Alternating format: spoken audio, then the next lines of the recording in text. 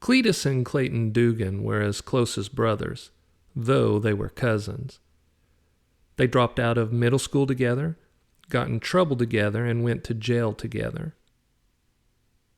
They lived in Trailer 71 on the backside of the Pink Flamingo's Trailer Park, drove shiny new Dodge Ram trucks, Cletus's red and Clayton's white, and considered themselves the best meth cooks in the state of Georgia. Neither could read very well, and thinking too much made their brains fuzzy, but Clayton's sister, Kelsey May, had graduated from Hitchcock High with a 2.0 GPA. Granted, it was only because she had threatened to start a rumor that Principal Snyder had propositioned her, which he had not, but it was still a smart move that helped her get her diploma. When Kelsey May found out that Cletus and Clayton had made up a batch of meth and were trying to sell it around town with zero success, she had taken over the operation.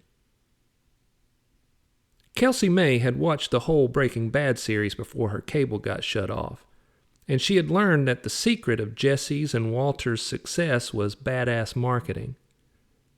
First, they called their meth Blue Sky, and then Walter had created this mysterious figure of a drug lord by giving himself the street name of Heisenberg.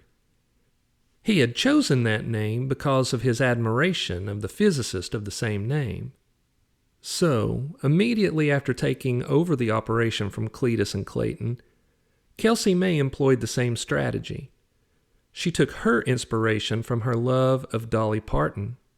She gave herself the street name of Jolene and named their meth Hard Candy, both of which came from a couple of Dolly's more famous songs. When she had explained her marketing strategy, Clayton said, "I ain't so sure we should be calling our meth Hard Candy." "Yeah," Cletus said. He was a skinny guy with a nervous smile that looked more like a lunatic twitch. "I ain't so sure you should use Jolene as your drug dealer name neither." "Why not?" she replied. Clayton looked at her like she had lost her mind. He removed his stained trucker hat from his head and nervously wiped at his brow. The front of the hat had the shadow outline of a fishhook and a naked woman. The text read, "Hookers or hooks, both better than work." "Well, 'cause we don't want to piss Dolly Parton off." When acting as Jolene, Kelsey May felt bolder, more confident, stronger, and she was not going to let anyone change her mind. "You two are stupid as hell." Cletus felt the need to come to his cousin's defense.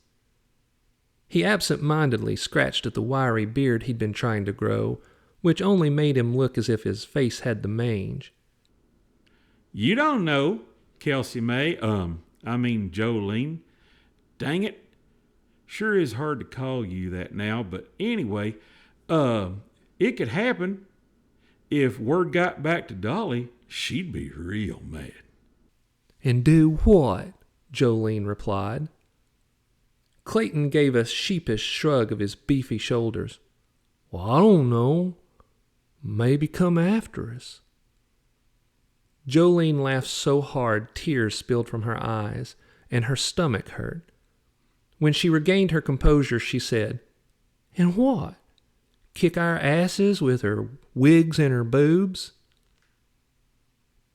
Clayton and Cletus looked like two sad puppies who had been smacked with newspapers. But when they realized the idea that the world-famous Dolly Parton would come after them for using her song titles in their fledgling drug enterprise was ridiculous, they embraced the idea and ran with it. Sheriff Mosley kept the county pretty much drug-free, so Jolene decided to drive to Atlanta where the market for meth was better. It had been a wild success. In the last month alone, they had made over $100,000 selling hard candy to Atlanta's addicts. Emboldened, she started looking for ways to expand their operation, and on her most recent trip to Atlanta, in her own brand new Dodge Ram, black, with a 3-inch lift and all the bells and whistles, she'd gotten invited to a secret rave in an abandoned building. While there, she'd seen at least 1,000 partiers drinking liquor by the gallon and taking handfuls of drugs. She saw that they were also slurping down hundreds, if not thousands, of jello shots. And that's when she had her next big idea.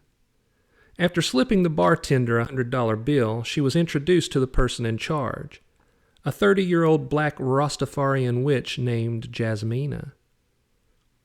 Jolene left the meeting with an order for 10,000 jello shots. And on her way back to Nevermore Hollows, she came up with an idea for a potent recipe using moonshine that would guarantee a profitable relationship with Jasmina. When she did the math and realized it would take 666 cups of moonshine to make 10,000 jello shots, a devilish smile sliced across her face. She stopped at a couple big-box grocery stores in Atlanta and bought all the cherry-flavored gelatin and 2-ounce containers she needed for the finished product. The next morning, she called Clayton and Cletus and told them to get their asses over to Lugosi Swamp, where Cletus's daddy had hidden his moonshine still, and load up 42 gallons of the stuff, which roughly equaled the 666 cups they'd need, and bring it over to the abandoned trailer that they used to cook up their hard candy. That was Trailer 99, and it had seen its best days 50 years ago.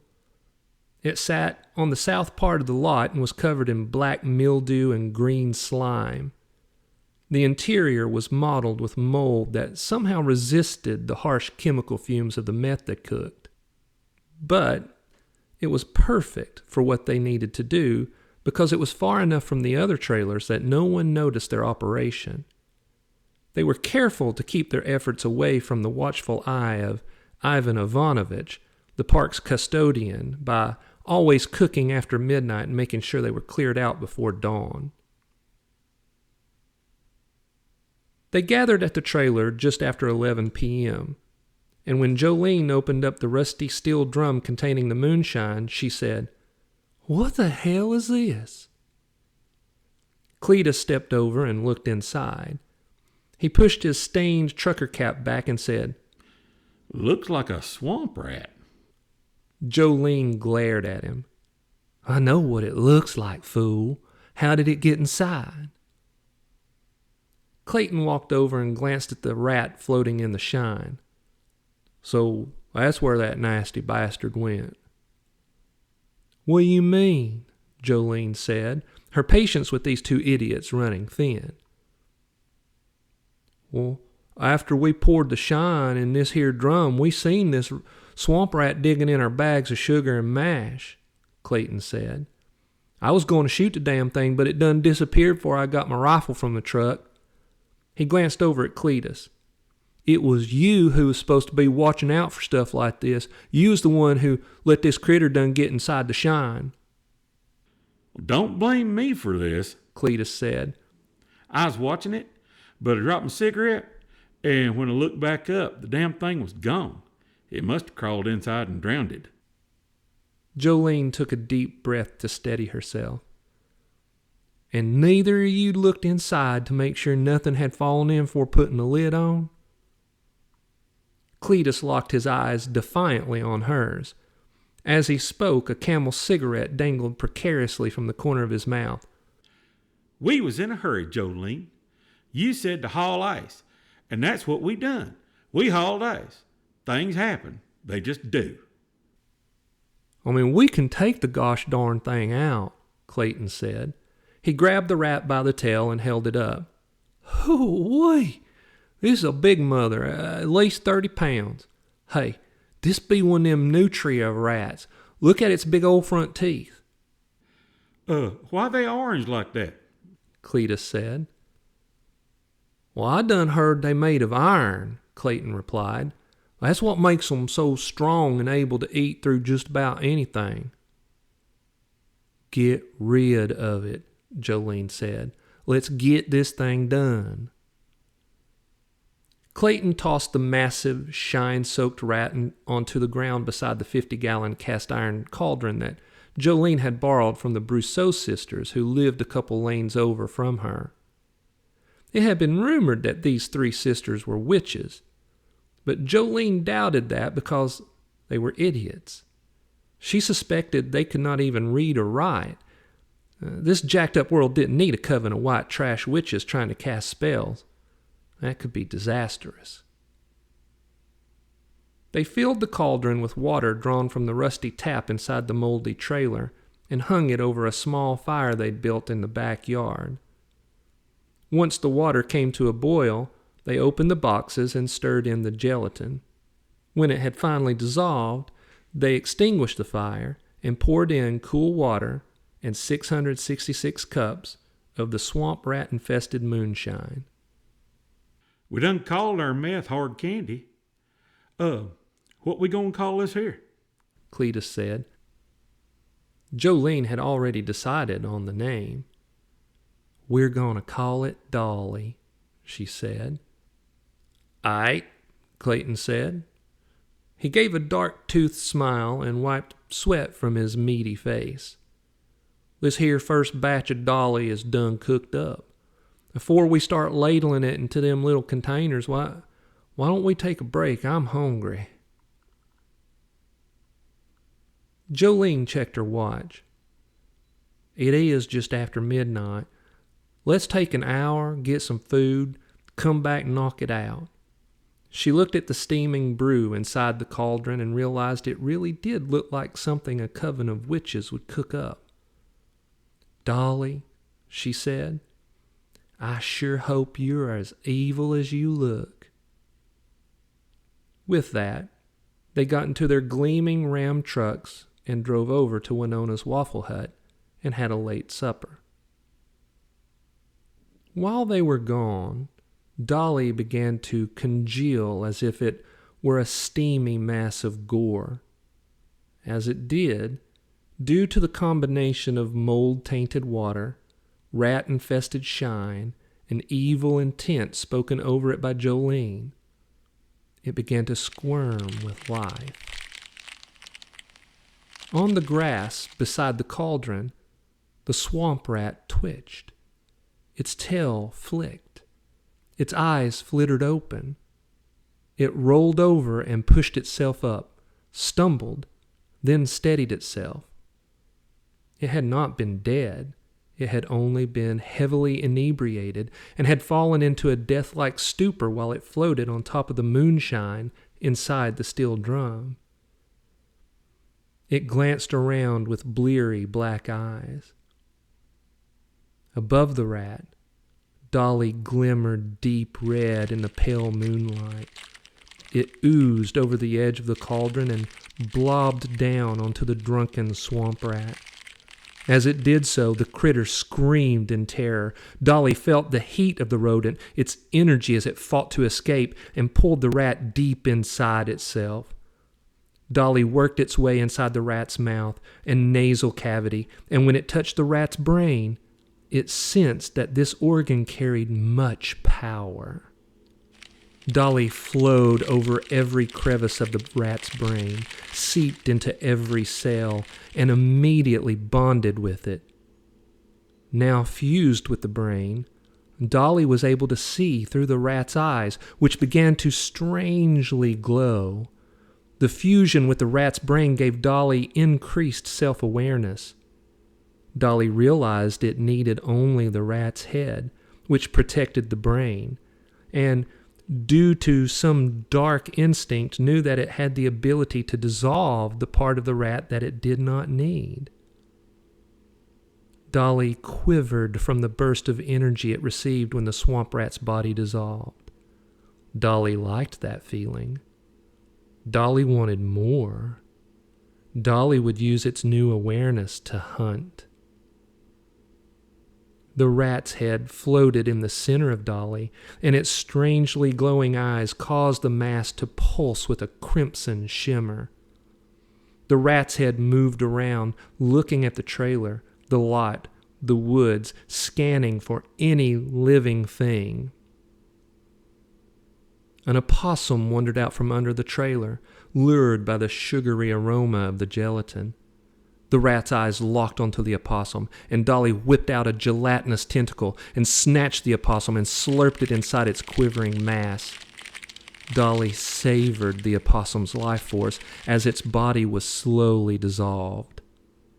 Dolly's cherry-colored body pulsed in ecstasy. The moment was fleeting, and Dolly was hungry for more. It oozed quickly forward, underneath the trailer, looking for more things to eat. Dolly found only roaches.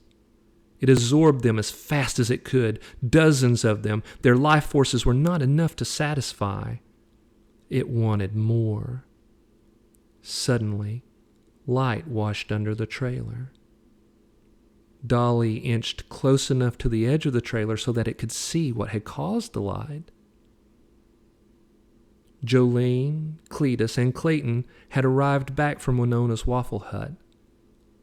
Jolene and Clayton lit up cigarettes and stood by their truck smoking, making small talk, while Cletus headed to the backyard to start the ladling process. When he stepped around the corner, Dolly attacked. It oozed out from under the trailer and wrapped around Cletus's legs. What the hell? Cletus yelled and tried to step back, but he fell onto his rear.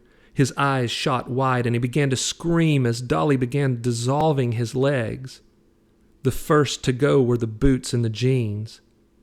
Then the skin and muscle and tendons, leaving only bone.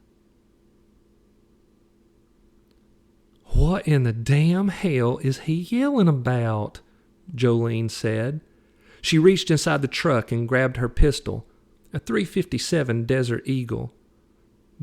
It was a big gun that she had never had to actually use because every time she had waved it at someone, they saw the size of the massive weapon and retreated. She and Clayton ran around the side of the trailer. Dolly dissolved enough of Cletus's leg so that he could not crawl away. Then it oozed back under the trailer, out of sight, waiting for the others. Clayton stopped in his tracks, mouth hanging open at the sight of Cletus lying on the ground, the flesh on his legs missing from the knees down. Blood splurted onto the dark grass. Cletus writhed in agony, yelling, "It's a monster! Oh, Lord, it's a monster! It ate my legs!" Clayton had stopped too quickly for Jolene to stop. She bumped into him, causing him to stumble closer to the trailer. Dolly saw its opportunity, crawled out, and snatched Clayton by his legs and pulled him under the trailer. For a couple heartbeats, Jolene couldn't understand what she was witnessing. She could only watch as Clayton was pulled, screaming, into the dark void under the trailer. She caught sight of what appeared to be the decapitated head of a very large swamp rat with glowing eyes floating inside a large mass of gelatin. Her confusion was made worse by all the screaming. Clayton was screaming. Cletus was screaming. And she realized that she was also screaming. She raised the Desert Eagle in her trembling hands and began firing at the monster as it dragged her brother under the trailer. Even though it was after midnight, Ivan Ivanovich was sitting in front of his trailer in a red, white, and blue webbed lawn chair that had been at the park since the bicentennial of 1976. He was sipping his favorite beer and cleaning his shotgun, which was how he relaxed and stayed prepared for the crazy and often deadly things that happened in this seemingly godforsaken trailer park. Ivan was the park's live-in handyman. He was also the park's protector. He looked to be 50, was very fit, tall, and wore his gray hair in a military cut. He caught movement from the corner of his eye and looked down the lane, which was lighted only by strings of white and multicolored Christmas lights that the tenants strung up around their lots to try and make the park look not so bleak. He saw Granny Dingo heading his way. Granny Dingo was a witch who lived on the far side of the trailer park with Manson, her near-rabid dingo dog she somehow had snuck into the country. She looked ancient and wore her gray hair in a bun that was held in place by a withered chicken claw. She was dressed in a pink velour tracksuit and white fuzzy slippers. Granny Dingo never walked anywhere, choosing instead to float with her feet 6 inches off the ground, which she was doing as she came toward Ivan. Granny Dingo hated everyone and wanted to be left alone. She rarely left her trailer. If she was out, that meant something bad was going down. "Oh, hell," Ivan growled. He pushed himself up from the lawn chair, the shotgun in one hand, his beer in the other. Granny Dingo floated into his yard and stopped a few feet from him. Manson stopped at her side, his eyes fixed hungrily on Ivan, frothy drool dripping from his bared teeth. "Granny," Ivan said in acknowledgement. Granny's face was withered like that of a sun-scorched mummy. "Ivan," she croaked in response. "How bad is it?" Ivan asked. "Bad," she replied. "There's gonna be a bit of death tonight, Ivan." 2 boys on rusty bikes rode up to the lot. They were Rory Boudreau and Stevie Muse. Both were 12 years old, and they already knew that strange things often happened at the trailer park. They were followed by their dog, a mix of husky and border collie, named McCready. Ivan squinted at the boys when they stopped at the edge of the road. "What are you two doing here?" Rory had moved to the trailer park from New Orleans after his dad was killed by a voodoo queen. He had dusky skin, mischievous eyes, and spoke with a Cajun patois. "We was reading comics at Stevie's when we done saw Granny Dingo headed your way." Stevie had red hair and freckles and a Mayberry innocence. He had lived in the park his whole life. His dad had left the day after he was born. "And we figured we might be able to help," he said. Ivan knew the boys could handle themselves. They had survived a dozen dangerous situations, many of which were paranormal in nature, and he knew that he'd become a father figure to them, which he took very seriously. So, knowing that he could trust them, he was also cautious in enlisting them to any situation without first understanding the danger. "What are we getting ourselves into?" he asked Granny Dingo. "Ain't too sure," she replied. "A few minutes ago I started feeling a dark presence. I sent my owl to take a look." Just then, a screech owl flew out of the night and landed on her shoulder. It glared at Ivan, then turned and hooted into her ear. Granny Dingo shook her head in disgust. "This here's Ouija. She says the Dugan clan has created a creature like we ain't never seen. But I've got something that just might help us. Boys, you go to the shed behind my trailer. Inside is a table with jars of potions. Only one has a clear liquid in it. You get it and meet me and Ivan down at trailer 99. Now go. Hurry."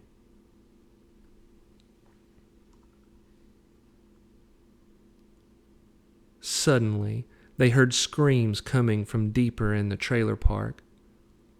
"Let's go," Ivan said, and jumped into the pink and white golf cart that he used to get around the park. It had been given to him back when he had accepted the job of custodian, and he had changed out the battery-powered engine for one that ran on gasoline giving it more torque and speed. He shot off toward the screaming. Granny Dingo floated alongside Ivan as he sped down the lane, followed by Manson and Ouija. The boys headed to her shed on their curious mission. When they got to Trailer 99, it took only a heartbeat for Ivan to see the strange sight before him, process it, and move into action. Cletus writhed on the ground, screaming in agony. From his knees down, his flesh was gone, showing only bone. Kelsey May was standing a few feet away, firing rounds under the trailer. Even in the moonlight, they could see that she was as pale as a ghost and in a state of panic. Ivan had a flashlight attached to his shotgun. He stepped beside Kelsey May and shone his light under the trailer. He saw a large, gooey mass with what appeared to be a swamp rat's decapitated head floating in its center. The rat's eyes glowed with what Ivan assumed was some paranormal force. It was quickly pulling Clayton into itself with a wet, sucking sound. Clayton screamed in agony as his flesh dissolved. One of the bullets that Kelsey May fired hit Clayton in the cheek. It shattered his jaw and sprayed broken teeth into the gooey mass. Clayton's screams became a choked gurgling. Ivan yelled at Kelsey May to stop, and she seemed to snap out of her panic. Then, when she realized that she had shot Clayton in the face, she raised the gun and shot him in the top of his head, and his screaming stopped. The creature continued to eat his body with sickening, slurping sounds. Grimacing in disgust at the carnage, Ivan asked, "What the hell is that thing?" "It's Dolly," Kelsey May replied. "We was making jello shots and it just came alive, started eating everybody." Ivan had seen too many crazy things happen in this trailer park to dismiss what she had told him. He accepted what she said, then started trying to figure out how to kill Dolly, especially since it seemed that the monster was growing as it pulled Clayton into itself and dissolved his body. Ivan had an idea that he needed to destroy the rat's head to kill the creature. He took aim with his shotgun and fired a shot between its glowing eyes. The pellets stopped only a couple of inches inside the creature, causing no damage. He didn't want to get any closer, not knowing how fast Dolly could move. He glanced at Kelsey May's pistol, saw that it was a .357 Desert Eagle. He felt that a slug from a handgun that powerful might penetrate deep enough to hit the rat's head. "Give me your gun," he said. "Ain't no way I'm giving you my damn gun," Kelsey May said. Then, faster than any of them thought could happen, Dolly shot out from under the trailer in a rolling, throbbing, oozing ball and fell upon her. It wrapped itself around her from the chest down. Her skin began to immediately dissolve, and her blood bloomed a darker red inside the cherry-colored mass. She screamed and dropped the Desert Eagle. Ivan snatched the gun, aimed at the rat's head, and fired. The bullet hit Dolly with a hollow thud, but stopped a few inches from the rat's head. Ivan cautiously stepped closer, hoping that his next shot would make it through. He pulled the trigger, only to hear a hollow snap. The gun was empty. Kelsey May continued to scream and thrash. Ivan stepped back and shot a glance at Granny Dingo. "Isn't there a spell or something you can do?" "Nothing can be done till them boys get here with that jar." As if on cue, the boys rode into the yard with McCready running between them. Ivan ran over to them just as Dolly surged up Kelsey May's neck. She was no longer screaming. But as the flesh and bone in her neck dissolved, her head fell to the ground and rolled under the trailer. Jolene then set upon the screaming Cletus. Ivan snatched the jar from Stevie, noticed it was an old 16-ounce mason jar, the kind used for canning vegetables. It was dusty and the lid was stamped with the date of 1958. He glanced at Granny Dingo. "Now what?" "Toss it inside the damn thing," she said. "Hurry, before it eats us all up, Ivan." Ivan didn't know what it was supposed to accomplish, but he had seen Granny Dingo in action many times. She had never lost a battle that he had been part of, so he stepped closer so not to miss, wound up as if he were a pro ball pitcher, and with all his might tossed the dusty mason jar of clear liquid into the flesh-eating goo. It hit with a smack, but sank only a couple inches deep. As Dolly sucked in Cletus's now dead body, the jar also got pulled deeper. The thin metal lid dissolved, and the clear liquid seeped out. The rat's eyes widened as if in shock, and then the whole mass exploded into a million sticky red droplets, splattering against the side of the trailer and covering Ivan. The boys gasped. McCready gave a shocked bark. Ouija screeched. "What the heck just happened?" Stevie asked, his eyes wide. Granny Dingo gave a leathery laugh. "Well, that worked better than I thought it might." Ivan pulled a handkerchief he kept in his back pocket and wiped the red goo from his face and arms and hands. He was surprised that it wasn't burning his skin. "Do I need to be worried about being covered in this mess?" Granny Dingo shook her head. "No, what was in that jar has done taken care of all the evil that was inside that creature." "What be inside that jar, Granny Dingo?" Rory asked. "Holy water," Granny Dingo replied. "Holy water?" Stevie asked. Granny Dingo nodded. "Yep.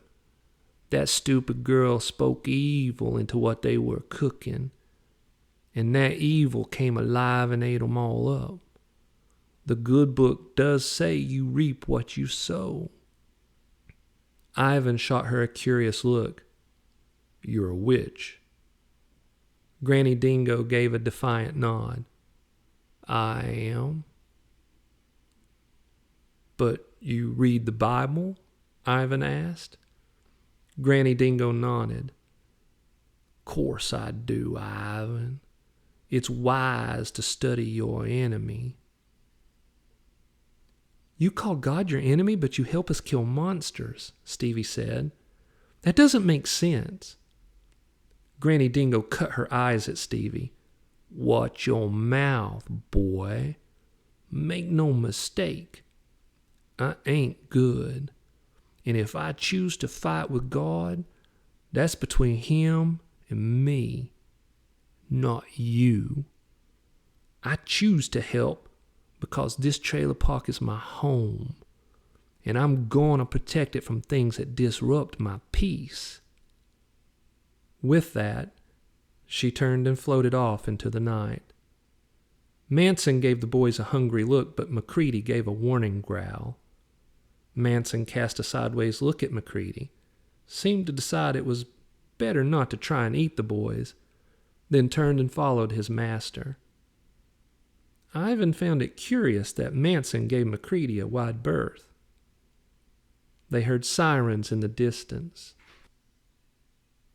Ivan and the boys looked at the mess before them. It was difficult to determine what was gore and what was gelatin. "Man, this all be gross," Rory said. Stevie grimaced. "Yeah, I think my days of eating jello are behind me." Ivan suppressed a smile at Stevie's comment.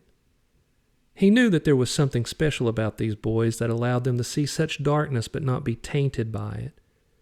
He hoped they would always retain that ability, but now he needed them to go away so that he and Sheriff Mosley could clean up this mess. "You did good," he said, "but it's late. Go home." "Call me crazy," Stevie said to Rory, But what do you say we go to my place and watch The Blob? Rory gave a hearty laugh. You got one twisted sense of humor, but that do sound appropriate. With that, the boys grabbed their bikes and pedaled down the lane, with McCready padding along between them. Ivan watched as they vanished around the corner. Then, as he waited for Sheriff Mosley to arrive, he considered what had caused this carnage. He could smell the meth residue they'd been cooking coming from the trailer, and he guessed the jello shots they were cooking up had something to do with their drug enterprise.